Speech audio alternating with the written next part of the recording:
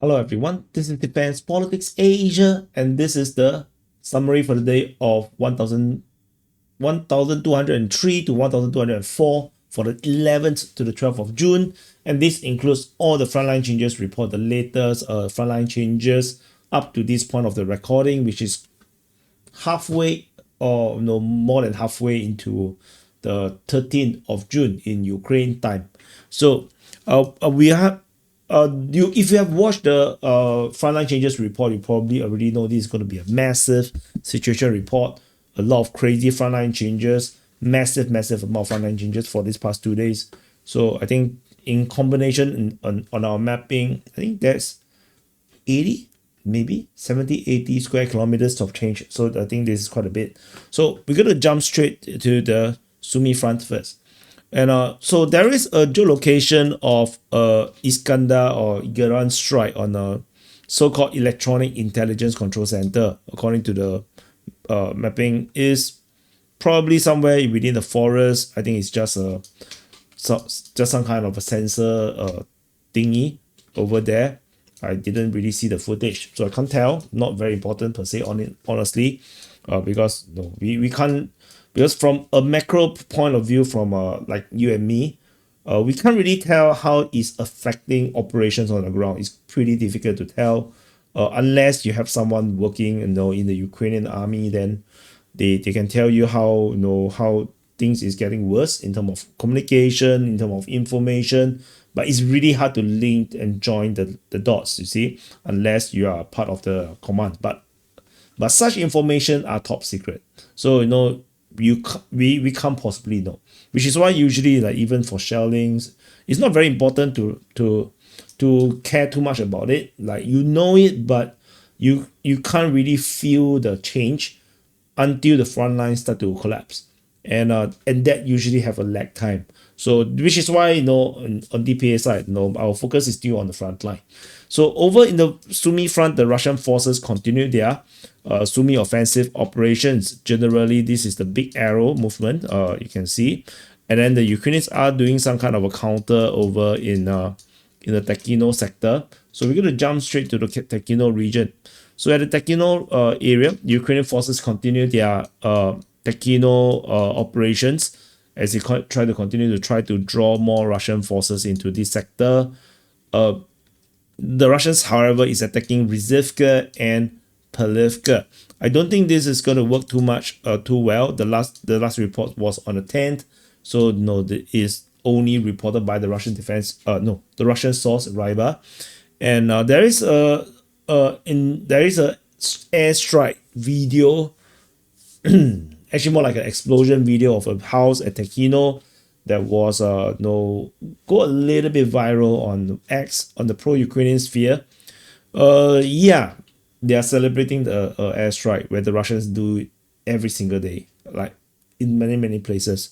So there is the kind of like a deterioration of the Ukrainian information sphere, that the amount of wins that they can celebrate is getting more and more pathetic, and it's, I'm not sure how the pro-Ukrainian side, the content creators are making money, or how the people who watch it can continue to feel like there is a watchable thing. But anyway, there's multiple geolocation in this sector of Ukrainian forces. These are artillery system at Horitsia. This is logistics. This is for operating base, and then this is logistic as well. So there's a number of Ukrainian positions getting struck, but these are all expected positions. These are all places where the Ukrainians are expected to have positions in, and basically, as you can see, it is basically the forest, which is where I see the Ukrainians are going to focus their defensive efforts at. Over in this sector, there of this area around Andriivka and Kindrativka and Oleksievka, Russian forces, in the latest information, have been geolocated and expanded their zone of control in multiple locations. So this includes the south of Andriivka, where the Russian forces have expanded their zone of control as the Russian forces continue to do their operation in this sector. Fighting is reported at Kindrativka and Andriivka. They are also pushing southward from this position. Let me push south a bit. Attacking towards Malakuchakivka. They are attacking towards Pisarivka and Kotin. So this operation continues. This is part of this already the border towns along the forest. So I mean the forest border towns. So the Ukrainians are defending these positions. So we shall see whether the Russians are going to be serious about this or no. Is this just going to be a standoff operation? And this is where the buffer zone gonna be. Because this is as far as a buffer zone should be. This is a sensible buffer zone. But if they start to take all these positions, then I'm not sure where they are going to have the buffer. They will have to capture the entire of Sumy city to have a buffer zone. So that will be a bit ridiculous. So yeah, because you can see there is no good defense line after this. It's just very complicated geography.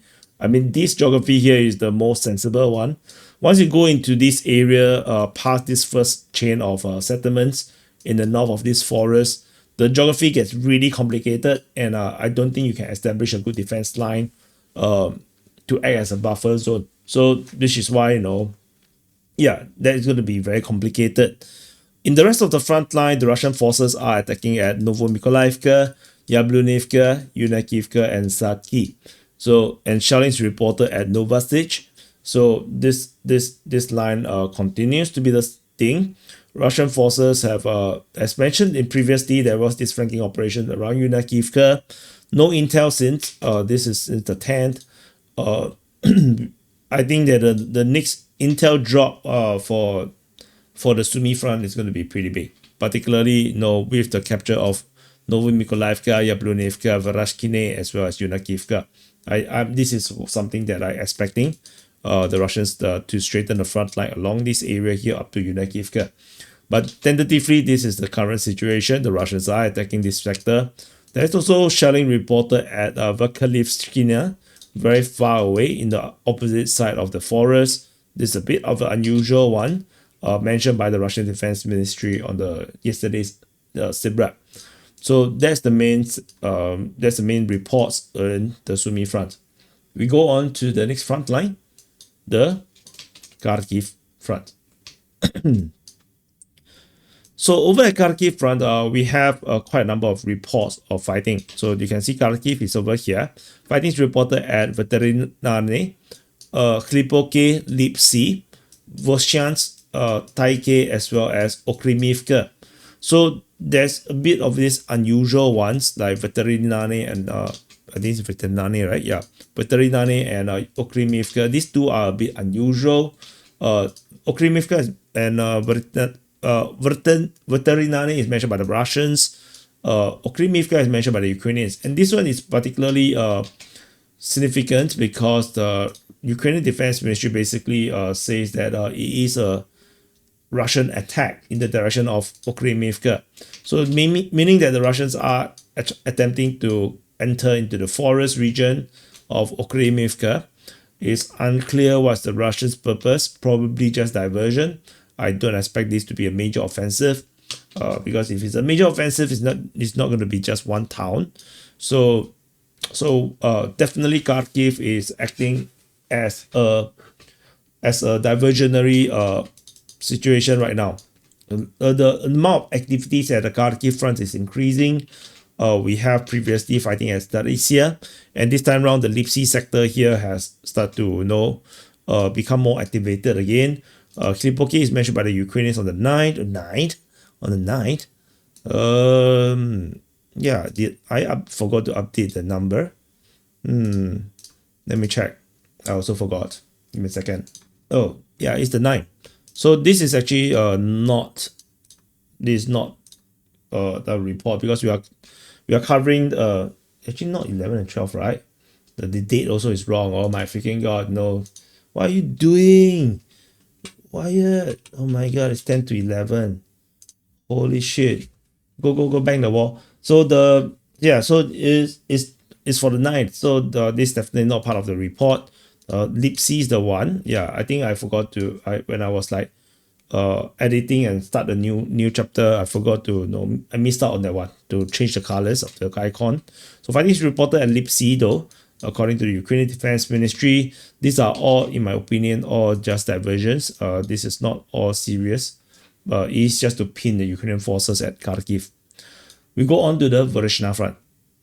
So at Voronezh, there is major updates. There's nothing else over in the northern flank.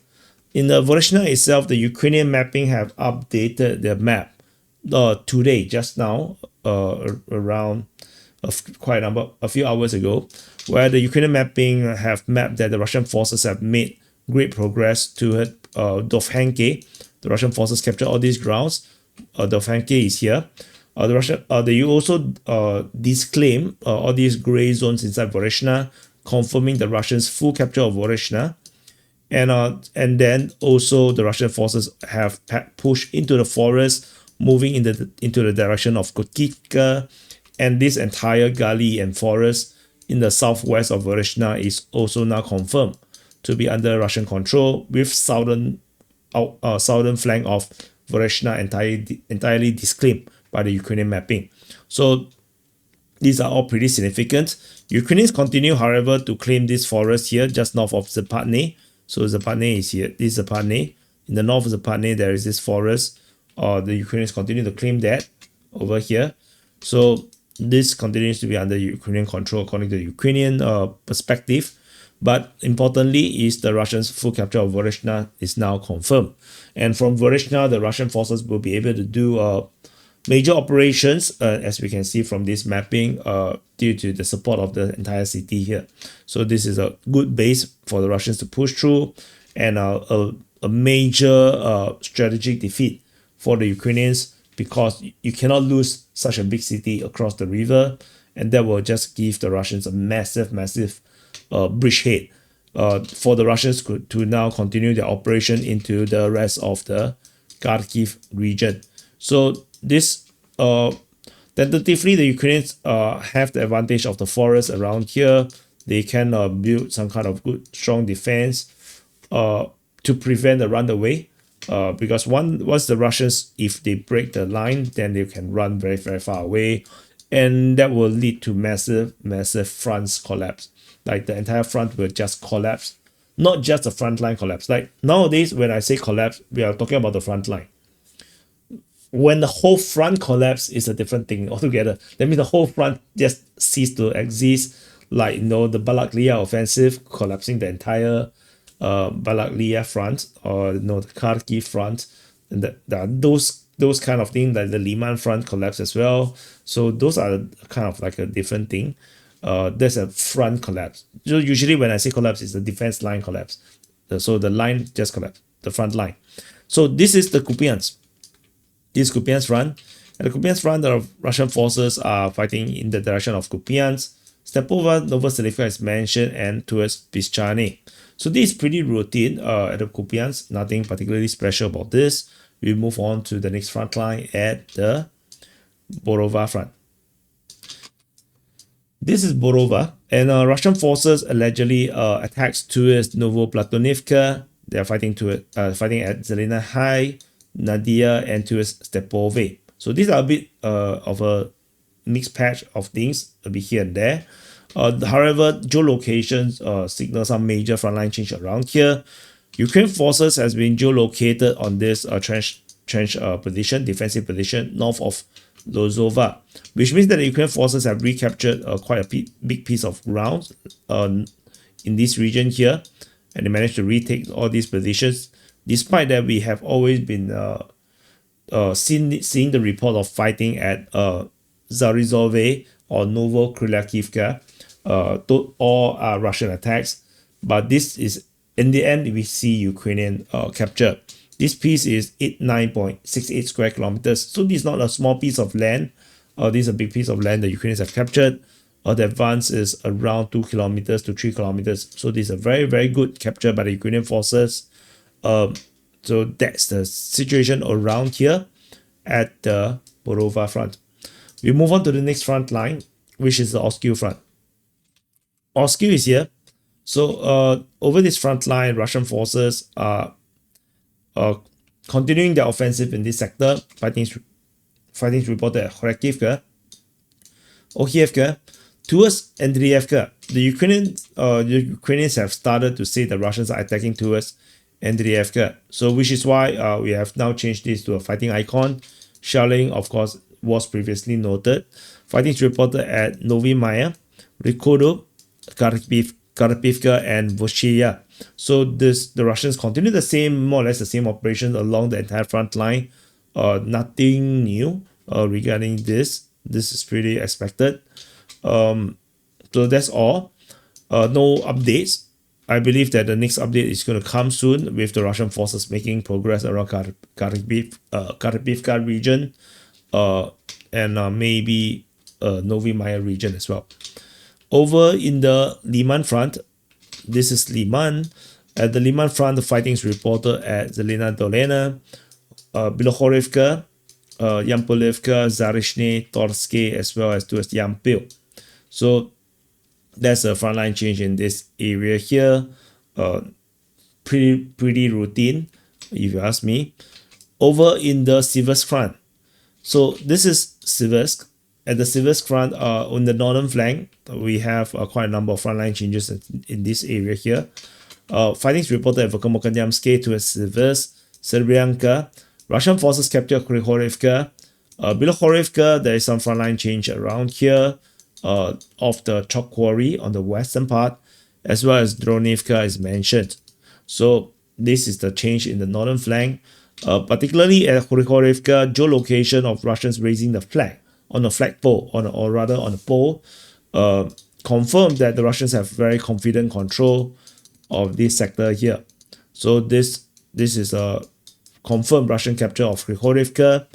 It's not announced by the Russian Defense Ministry yet, so we shall see how this goes. This is a massive capture, if you ask me. It's a no man's land, but it's a massive capture because of how difficult this area is to capture for the Russian forces. Of course, important to note is that the Russians did announce capture of Serebryanka for some unknown reasons. But the Russians are going to use this as an opportunity to continue the attack towards Serebryanka and face down the major defense line of Siversk. But anyway, the Ukrainian mapping have disclaimed this part of the mapping. This mapping here, however, still continue to be pretty impossible. I expect this area here to be invalidated or disclaimed by the Ukrainian side in the near future. We move on to the south. In the south, there is this geolocation of Russian forces south of Vimka, confirming the strengthening of front line around here. Not particularly important. Vimka is here, so not super important. This is just some small frontline change. We move on to the next front line, the Bakhmut front. This is Bakhmut. At the Bakhmut front, there is some fighting reported in the northern town of Vasyukivka. So Russian forces launching some attacks in this sector. We don't know much about this. Reported yesterday by the Russian Defense Ministry. Over in the Chasivya region, Russian forces fighting at Chasivya and Stuposhki. There is some slight frontline change, very slight one over in the northern flank of Vorishna. As you can see, this is a super slight one. So this is a small frontline change at Vorishna. It's more like a frontline clarification kind of thing. We move on to the thorax sector of the New York front. So in this sector here are a lot of frontline changes and updates. Fighting is reported at Bilohora towards Alexandro Shutine. There is frontline changes north of Ozerianivka with the Russian forces making some big captures. There is fighting reported at Lievka. Frontline changes north of Thorax, and fighting is reported towards Nelipivka, Plishievka, Klebambik, Katerinivka, fighting within Thorax city, fighting at Novospassky or Petrivka, and over at Leonidivka. So quite a number of actions around here. You can see, you can kind of see some kind of a pattern to this. There is this attack like this, and then flanking towards the the northern part of this front line, and then another big push towards the water body over here, and another one, another flanking operations in the south or in the west of Thorax. So this is like a three-pronged attack by the Russian forces, pretty evident to me at least. So this frontline change in the region between Kudyumivka and Dilievka pretty significant, because of this geolocation means that the Russian forces have captured quite a number of grounds, and this part here is just arbitrary for now. I believe this area here should be easily taken by the Russian forces. So I mapped this in a very conservative way, so which is why it looks like this. But there's a chance that this entire area is now under Russian control, which means that the Russian forces would have straightened the front line of Kudyumivka, and now then they will be able to concentrate the attack on Bilohora and then towards Alexandru Shutine and head towards the border of Konstantinivka, which is here. This is Konstantinivka. So they will be able to reach to this point. They are now on track to do that. So there's something. This entire region here, this railway line front over here in the northwest of Thorax, is also facing serious pressure. Russian forces continue to expand their zone of control in this north of Thorax, and now fighting is moving into Nelipivka, Klebanbik, Klishchievka, and Katerinivka. So if the Russians capture all these areas here, the New York front will collapse. So this is something very, very significant. This entire region is now in deep shit. I mean, this looks horrible. This is an impossible salient. This is another impossible salient developing. So it's just terrible frontline situation for the Ukrainians. Over on the rest of the front line, over on the New York side of things, fighting is reported over in Yablunivka, over here at Alexandro Kalinove, towards Stepanivka, as well as Potavka. And you can see some major frontline changes around here. So the areas around Zoria is now mapped by the pro-Russian mapping as largely very, very secured. So Zoria, according to Russian mapping, is super secured as the Russians are attacked towards Alexandro Kalinove. The Ukrainian mapping have mapped that the Russians have straightened the front line in the south of Yablunivka, and there is also some geolocation confirming the Russians advance in this western part of Yablunivka. So the fighting continues in this pincer. They're going to meet here and conquering this entire region here. And yeah, similarly, this is part of the operations to eventually capture this junction here and the fortification and create this blocking situation over on this highway. So the other side is to go towards Ivanopilia. So this is the front line. This is the situation that is developing in this sector. We move on to the Pokrov front. This is Pokrov. This is Minokhrad. So we go to the Minokhrad sector first. Over the Minokhrad sector, Russian forces are fighting at Melanivka, Myrne, Yelizavetivka, Marolibivka, towards Minokhrad, Lisivka, Novopavlivka. So, and there is also others like Novoukrenka and towards Pokrov, but that's part of the Pokrov front. So there's some slight frontline change over at Melanivka. So the Ukrainians are putting up a very, very strong defense in this sector. So making the front line here very, very slow in terms of changes. Of course, there is this impossible or very difficult salient here south of Melanivka, which the Ukrainians are holding. So we shall wait and see how this goes. So this is a very small frontline change as the Russians swing down from the captured street in the northern street of Melanivka, where they're now going to expand and attack into the southern street in this pincer to at least conquer this part, this street of Melanivka. So Melanivka is now on the verge of capture. So very, very precarious situation for the Ukrainians over there. And we over in the Pokrov sector. In the Pokrov sector, so this region here, Ukrainians are under attack by the Russians at Novopavlivka, Novoukrenka, towards Pokrov, Vivrove, Kotliny, Udashny, towards Novopihorodny, Novosahievka, and Mykolaievka. So you can see the Russians are expanding across in the entire region. This is Pokrov, but this line here is going to be static. This line here south of Pokrov is a static line. The Ukrainians are putting very strong defenses in the around this Kotliny all the way to the Dnipropetrovsk region. The interesting report is the Russians naming Novopihorodny, signifying that they now have this new ambition moving in that direction. The line here tentatively is very difficult to break. The Russians are focusing their attention towards the Dnipropetrovsk border, which leads us to this southern western flank. So Novosahievka is mentioned as Russian forces geolocated in Novomykolaievka and lead to some major frontline changes in this sector here as the Russians now pushing towards Muravka.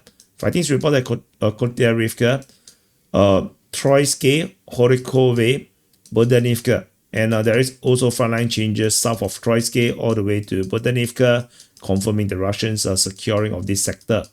The Russian Defense Ministry just today, a few hours ago, announced the capture of Horikove. So this announcement is a claim. We cannot confirm this just yet, but based on the frontline changes, it looks like this is going to be legit, which means that the Russians will be able to continue to penetrate into the Dnipropetrovsk Oblast. So this is pretty significant. So if I can pull this thing over here, yeah, you can see this. The Ukrainians are going to have this major town of Novopavlivka will be the next stronghold that the Ukrainians will have to hold the line. And the Russians are likely to head all the way there pretty easily. So the front line continue to collapse in this sector. So that's why I mentioned this line is the static line. This is the main push. So the Russians is going to continue to push in this direction, and we shall see where the Russians are going to go. We go on to the next front line, the Koma front. So over the Koma front, you can see this is a massive collapse of the front line over in the Koma region. So we focus here over in this Andriivka sector first. So at the Andriivka sector, Russian forces are fighting at Andriivka. Constantinople, according to the Ukrainians, fighting is reported at Oleksievka and Berhaty. The Russian Defense Ministry announced that they have captured Oleksievka just now as well. And we have frontline changes according to the Russian mapping, claiming that they have a much more better control of the highway, much more better buffer in the north of it. So this is the situation here. If the Russians have indeed captured Oleksievka, then the front line may look something like this. Then you will notice something very weird, which is this, this thing here.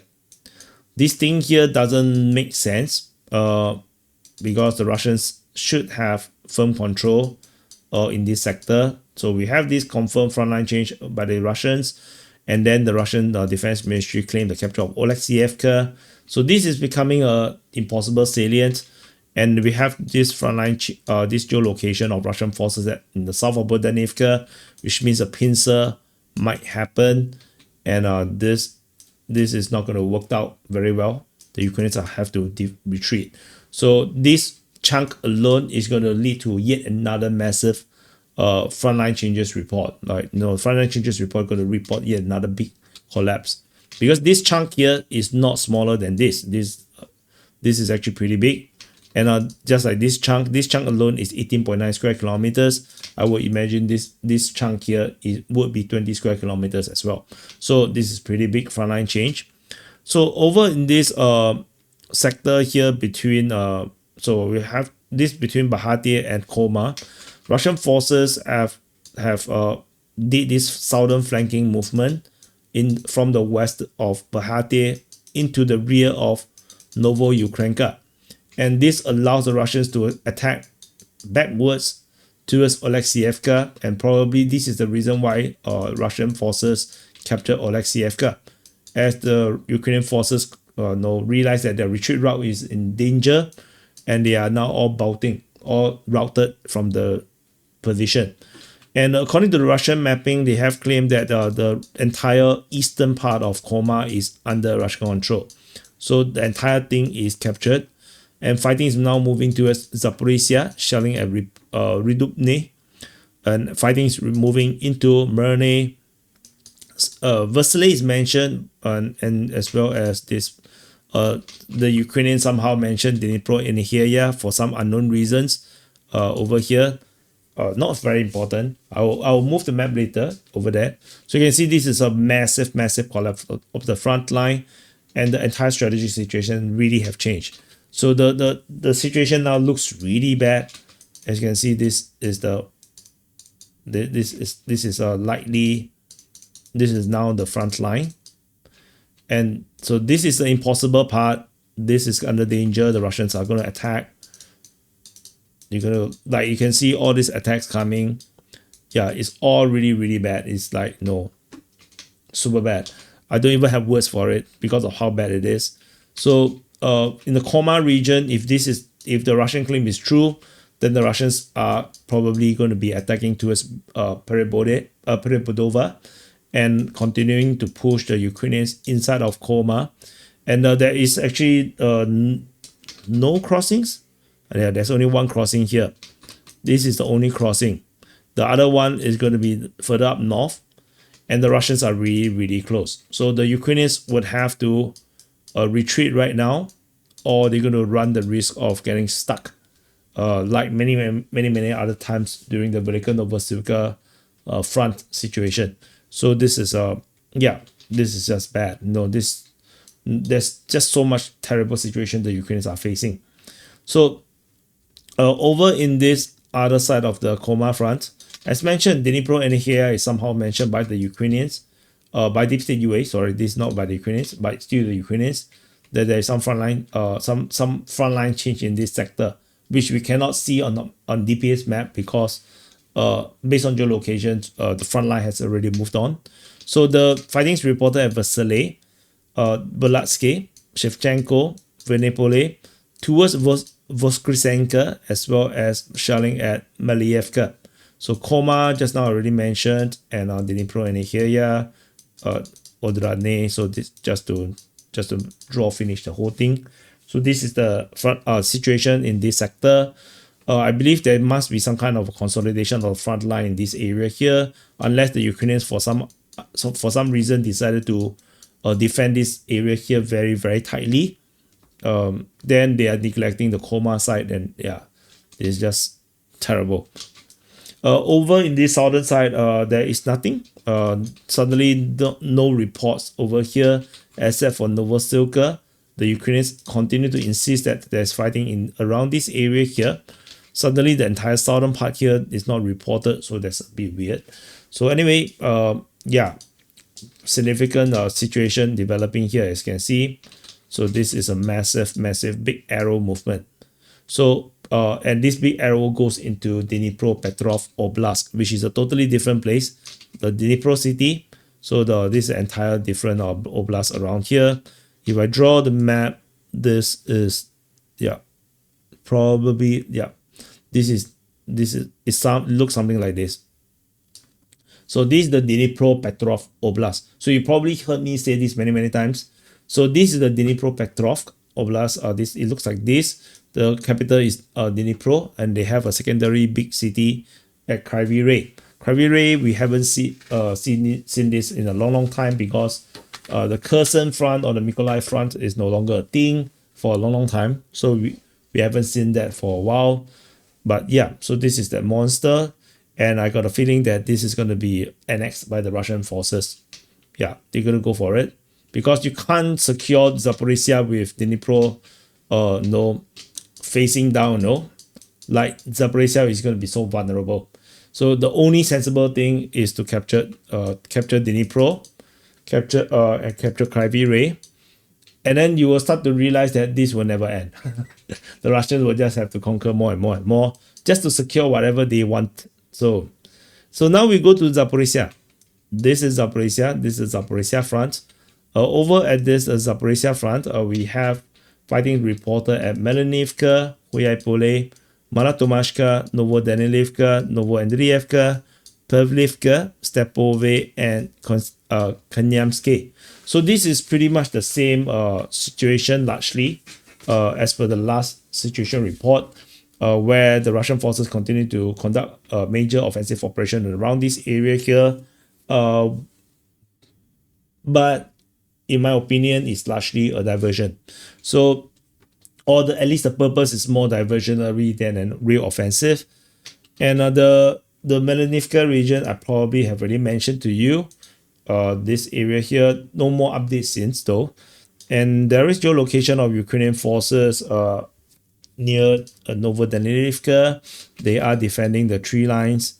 But yeah, this is all very tragic if you ask me. And there is also Ukrainian forces over at Kanyamsky, confirming that the Ukrainians still holding the line along the bridge. So the Russians did not actually penetrate into the northern area here, the northern half of Kanyamsky. So this did not happen. So the lines largely the same, which also means that the Russians are conducting mostly attrition warfare. They are not actually doing offensive. They're not trying to capture ground. They're just trying to grind away the Ukrainian forces. And based on sources on the ground, the Ukrainian side, even the foreign legions are taking severe casualties. So things are pretty unsustainable right now. And if even the foreign fighters, the elite forces are struggling, I'm not sure how the Ukrainians are going to, able to keep up any high level of fighting. The only thing good for the Ukrainians is that the Ukraine is a huge country. The Russia is going to take a long time to conquer the rest of Ukraine. So that is the time advantage. However, this space-time advantage is not going to be pretty much useful if you don't have the men to continue to resist. And over in the Kherson front, and before I go to talk about it, happy birthday to you if your birthday today. And also subscribe, press the like button, and after Kherson, I'll talk a little bit about some other things. Shelling is reported at Berislav, Pontiantivka, Mikhailsky, and Veletensky. So there's some shelling report over, and the Ukrainian Defense Ministry talked about the Russians fighting in the direction of the Dnipro direction, saying that it's futile, but yeah, whatever. So that's about it for the Kherson front. And so this is the summary for the day of 1203 to 1204 for the 10 to the 11th of June for the situation report for the Ukraine war, the special military operation in Ukraine. So the SITREP will be from now on will be double post on both the main channel and the war channel. The main reason is to maximize reach, which also means maximize revenue. I tested it yesterday with the conclusions. So all in all, by combination, it seems like I can get a little bit more out of it in terms of the revenues and views than to just only post on the war channel. So unfortunately, views are very low nowadays, which means the revenue is very low, and we are at crisis mode. So it's still living wage, but but it's very low. It's too low for comfort, and it's putting things really, really precarious for me. And if YouTubing continue to be unsustainable, then yeah, I will just go on to do other businesses, and YouTube will start to wane down. So to support the work, do consider becoming a supporter on Patreon. By becoming a patron, to contribute as a paying subscriber, that will help a lot. Because I think half of my patrons have left, maybe due to the Ukraine war becoming a less interesting topic or whatever reason, or maybe I'm not providing anything more exclusive, on the Patreon, whatever it is, the cushion is getting smaller, and then the viewership is lower, the algo is not helpful, and even despite that the subscribers is very high now, it's almost 100,000, but the views is not 100,000 kind of viewership. That is what it is. This is the reality, So I will just do what I can. If not, then this DPA thing will return to become more hobbyish, at least for the YouTubing part of things. DPA will continue because it is a private company, but the priorities may change if YouTube continue to don't make sense. But we shall see how. So have to share and have to press like, and definitely we have to do some other reportings and to see what other ways we can make reporting that is more sustainable than being so Ukraine focused. But there's no choice. Ukraine, I have to focus on the Ukraine because this is still the kind of topic that still gain the most viewership. Unfortunately, despite it is a dying content. So anyway, thank you for watching, and I'll see you guys in the next update.